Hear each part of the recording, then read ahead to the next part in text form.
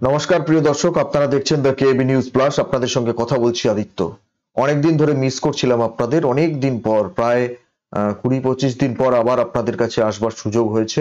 নতুন বছরের একদম শুরুতে, অর্থাৎ যে সময় নতুন বছর শুরু হতে যাচ্ছে, পুরাতন বছরকে বিদায় জানিয়ে সেই সময়, সেই শুভক্ষণে আপনাদের সঙ্গে কথা বলবার সুযোগ পেয়ে আমি নিজেকে ধন্য মনে করছি। আপনারা সকলে ভালো আছেন, সকলে সুস্থ আছেন, গোটা বছরটা আপনাদের সকলের ভালো কেটেছে এই প্রত্যাশা আমাদের নিশ্চিতভাবে আছে। এবং আগামী যে বছর আসছে, যে বছরকে আমরা স্বাগত জানাচ্ছি এই মুহূর্তে, অভিনন্দন জানাচ্ছি আপনাদের সকলকে, সেই বছর আপনাদের সবার ভালো কাটবে এই অনেক প্রত্যাশা নিয়ে আপনাদের, আমাদের প্রত্যেকের নতুন নতুন কাজের মধ্যে দিয়ে নতুন বছর ভালো করে কাটবে এই আশা প্রত্যাশা আমাদের প্রত্যেকের রয়েছে।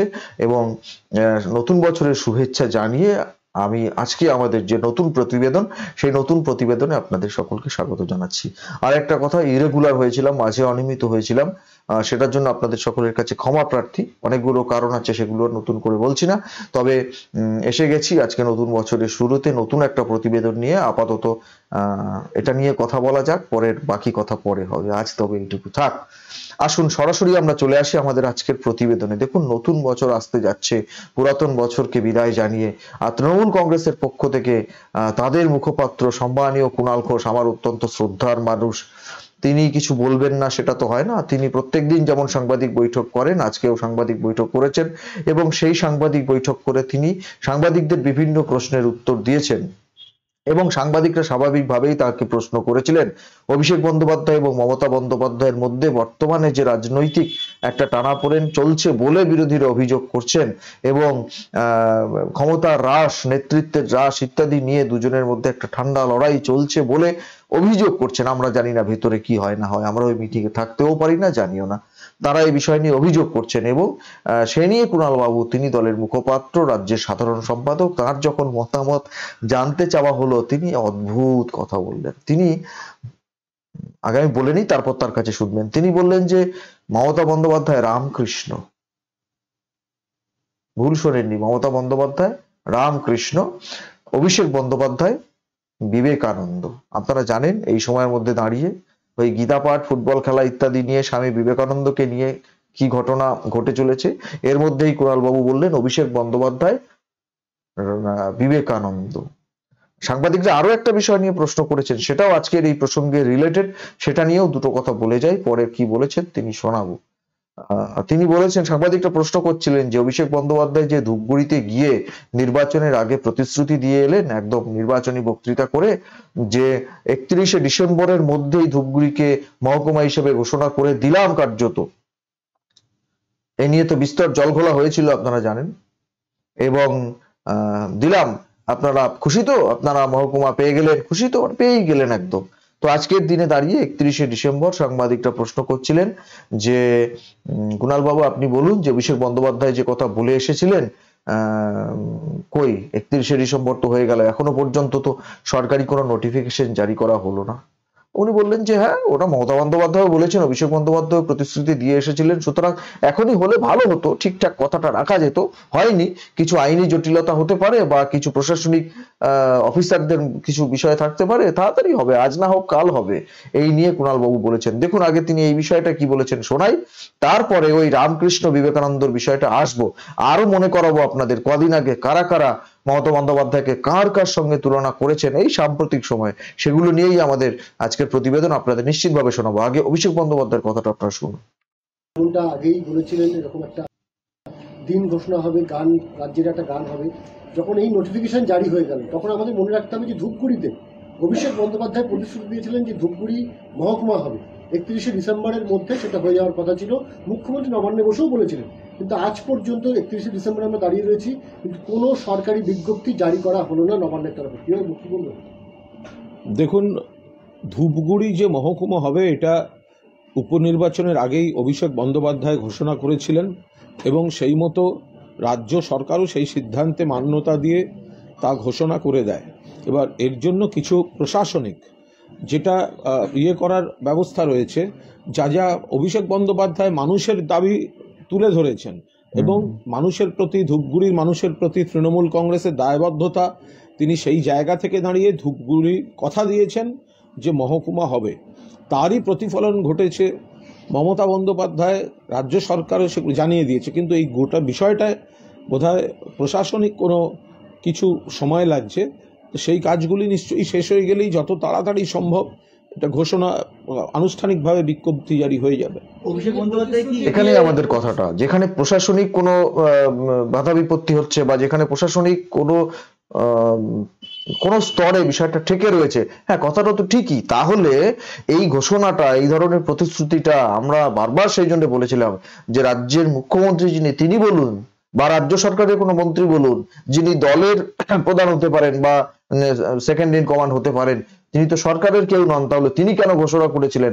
এবং সেই কথাটাকে মান্যতা দিয়েই একদম পেয়ে গেলাম মহকুমা, এরকম একটা প্রচার করবার চেষ্টা করা হয়েছিল। এখন কেন বলছেন মাননীয় কুণাল বাবু যে উনি তো মানুষের দাবি তুলেছেন? তা মানুষের দাবি তোলা আর আপনারা পেয়ে গেলেন, এই কথাটা বলার মধ্যে কি কোনো তফাৎ নেই? যদি পেয়েই যেত তাহলে কেন রক্ষা করলেন না? 31শে ডিসেম্বরের মধ্যে মহকুমা কার্যত দিয়ে দিলেন, ভোট তো নিয়ে নিলেন ওই কথাটা বলে, আর এখন কেন সেই প্রতিশ্রুতি রক্ষা করা গেল না? তাহলে তার দায় নেবেন না। আর তাকে তিনি বিবেকানন্দর সঙ্গে তুলনা করছেন, স্বামী বিবেকানন্দর সঙ্গে। বছর শেষ, নতুন বছর, আজকের দিনে আর তার বিরুদ্ধে কি কি অভিযোগ, কি কি চুরি, কি কি দুর্নীতি, সেসব বিষয় আমি আর কিছু বলবো না। তার সঙ্গে বিবেকানন্দকে তুলনা করে দিলেন কুণাল ঘোষ। আসি মমতা বন্দ্যোপাধ্যায়ের প্রসঙ্গে। কুণাল বাবু আজকে বলেছেন যে মমতা বন্দ্যোপাধ্যায় রামকৃষ্ণ, অভিষেক বন্দ্যোপাধ্যায় বিবেকানন্দ। বক্তব্য শোনাবো, তবে তার আগে আপনাদের স্মরণ করাই, কয়েকদিন আগে, এই এক সপ্তাহ মতো আগে, পূর্বস্থলীতে, পূর্ব বর্ধমানের মাননীয় মন্ত্রী স্বপন দেবনাথ আয়োজিত একটা অনুষ্ঠানে এসেছিলেন রাজ্যের বর্তমান শিক্ষামন্ত্রী ব্রাত্য বসু। তিনি মমতা বন্দ্যোপাধ্যায়কে বলেন মমতা বন্দ্যোপাধ্যায় শ্রী চৈতন্য। কেন? শ্রী চৈতন্য সবাইকে নিয়ে রাজনীতি করার কথা বলেছিলেন, মমতা বন্দ্যোপাধ্যায় তাই বলছেন, সবাইকে নিয়ে রাজনীতি করার কথা বলছেন, সুতরাং তিনি শ্রী চৈতন্য। আপনাদের নিশ্চিতভাবে মনে থাকবে বছর খানিক আগে আমাদের তৃণমূল কংগ্রেসেরই একজন চিকিৎসক বিধায়ক ডক্টর নির্মল মাঝি, তিনি বলেছিলেন না যে মমতা বন্দ্যোপাধ্যায় মা শারদা, অর্থাৎ মা শারদার যে সময়টা তার চলে যাওয়ার যে পরবর্তী এবং যা যা তিনি বলে গেছিলেন সেগুলোর সঙ্গে মমতা বন্দ্যোপাধ্যায় সবকিছু মিলেমিশে যাচ্ছে, বলেছিলেন না? তো মা শারদার সঙ্গে তুলনা করেছিলেন, রামকৃষ্ণের সঙ্গেও তুলনা করা হয়ে গেল, শ্রী চৈতন্যর সঙ্গেও তুলনা করা হয়ে গেছে, আরো অনেকের সঙ্গে তুলনা হয়েছে, সেগুলোতে যাচ্ছি না। আর যাবই বা কেন? মমতা বন্দ্যোপাধ্যায় নিজেই তিনি 21শে জুলাই সমাবেশ থেকে বলেছিলেন না যে রামকৃষ্ণ তৃণমূল অন্য, আমরা কারা তৃণমূল, অমুক কারা তমুক কারা করতে করতে তিনি নিজেই বলেছিলেন না যে রামকৃষ্ণ তৃণমূল? বলেছিলেন, মনে আছে আপনাদের? তিনি তৃণমূলের কথা বলেছেন, রামকৃষ্ণ আমি, এরম বলেননি। যাই হোক, সেই কথাটা আজকে বৃত্ত পরিষ্কার করে দিলেন সম্মানীয় কুণাল ঘোষ, তৃণমূল কংগ্রেসের মুখপাত্র। রামকৃষ্ণ হিসেবে মমতা বন্দ্যোপাধ্যায়ের নাম তিনি কার্যত ঘোষণা করে দিলেন। আসুন শুনি মিস্টার কুণাল ঘোষ, তৃণমূল কংগ্রেসের মুখপাত্র, কি বলেছেন, তার মধ্যে দিয়ে নতুন বছরকে স্বাগত জানাই। আসুন আপনারা শুনুন। মাথার উপর মমতা বন্দ্যোপাধ্যায় সর্বোচ্চ নেত্রী এবং সেনাপতি অভিষেক বন্দ্যোপাধ্যায়। দলের নীতি নির্ধারণ এবং সংগঠনের কাজে অভিষেক বন্দ্যোপাধ্যায় থাকবেন না। কোথাও কি মমতা বন্দ্যোপাধ্যায় এবং অভিষেক বন্দ্যোপাধ্যায়ের মধ্যে যে দূরত্ব বা ফাটল, সেটা চওড়া হচ্ছে? এই ব্যাপারটা আমি কিছুই বলতে পারবো না, তার কারণ এটা সম্পূর্ণ দলের অভ্যন্তরীণ ব্যাপার। আমরা এটা খুব ভালোভাবে শুধু জানি, সেটা হচ্ছে মমতা বন্দ্যোপাধ্যায় নেত্রী, অভিষেক বন্দ্যোপাধ্যায় সেনাপতি। দেখুন, মমতা বন্দ্যোপাধ্যায় হচ্ছেন শ্রীরামকৃষ্ণ আর অভিষেক বন্দ্যোপাধ্যায় হচ্ছেন স্বামী বিবেকানন্দ। শ্রীরামকৃষ্ণের অনেক ভক্ত থাকতে পারেন, কিন্তু শ্রীরামকৃষ্ণের প্রচার, শ্রীরামকৃষ্ণের সংস্কৃতি, শ্রীরামকৃষ্ণের বিশ্বাস, সেটা কিন্তু মানুষ বিবেকানন্দের মুখ থেকেই শুনতে চান। এবং শ্রীরামকৃষ্ণের প্রধান শিষ্য বিবেকানন্দ সারা দেশে, সারা পৃথিবীতে তিনি পূজিত। শ্রীরামকৃষ্ণের কথা স্বামী বিবেকানন্দের মুখ থেকেই মানুষ শুনতে চান। এবং শ্রীরামকৃষ্ণের ঘরানা বলতে তার তো অনেক যোগ্য, অনেক ভালো, অনেক শ্রদ্ধেয়, তার যারা শ্রীরামকৃষ্ণের অনুগামী বিশিষ্ট শিষ্য তারা রয়েছেন, কিন্তু তার মধ্যে শ্রেষ্ঠ নক্ষত্র কিন্তু নিশ্চিতভাবে স্বামী বিবেকানন্দ। ঠিক এরকমই মমতা বন্দ্যোপাধ্যায়ের যে আন্দোলন, মমতা বন্দ্যোপাধ্যায়ের ত্যাগ, মমতা বন্দ্যোপাধ্যায়ের উন্নয়ন, মমতা বন্দ্যোপাধ্যায়ের মতাদর্শ, বিশ্বাস, সেটা মানুষ অভিষেকের মধ্যে দিয়েই তারপর দেখতে চাইছে। ফলে মাথার উপর মমতা বন্দ্যোপাধ্যায়, তারপর অভিষেক বন্দ্যোপাধ্যায়, গোটা দল সৈনিকরা রয়েছেন, লড়াই হবে। বলছি স্বামীজি তো কখনো রামকৃষ্ণের উপর অভিমান দেখাননি। না, এখানে আমি কোনো মান অভিমান আছে কিনা আমি সেটা একেবারেই জানি না। এই প্রসঙ্গে ফিরাদ হাকিম তিনি এই বলছেন, প্রসঙ্গে আমি একটা উত্তর দিতে পারতাম, কিন্তু সেই উত্তরটা আমি দিচ্ছি না।